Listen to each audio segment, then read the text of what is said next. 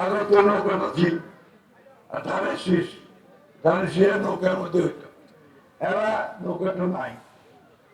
নৌকা যিনি কান্ডারি আমাদের সাবেক প্রধানমন্ত্রী হাসিনা, উনি আপনাদেরকে ফেলে ভারত চলে দিল্লি থেকে বসে আছে আর আমাদেরকে বিপদে ফেলে দিয়ে গেছে, তাই না? থাকলে অন্তত একটা গণতান্ত্রিক অবস্থা চলতো, তাই তো? এখন আছে নতুন একটা আমার কাজটা আমাদের সামনে। আপনাদের ছেলে তার পুত্র দিয়ে চালাইছে তাই না? দেলোয়ার ভালো ছেলে, অল্প বয়স, এরা ভালো ছেলে।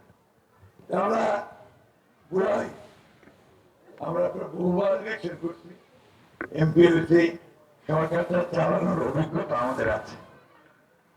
ওর বয়স কম, সামনের দিকে ইনশাল্লাহ আর ভালো করতে পারবে যদি লেগে থাকতে পারে, তাই না? আমার তো শেষ সময়, এটাই আমার শেষ নির্বাচন। আমি আপনাদের কাছে শেষ সময় আসছি। এইবার আপনারা আমাকে আরেকবার সুযোগ দিবেন, তাহলে সেসব দিয়ে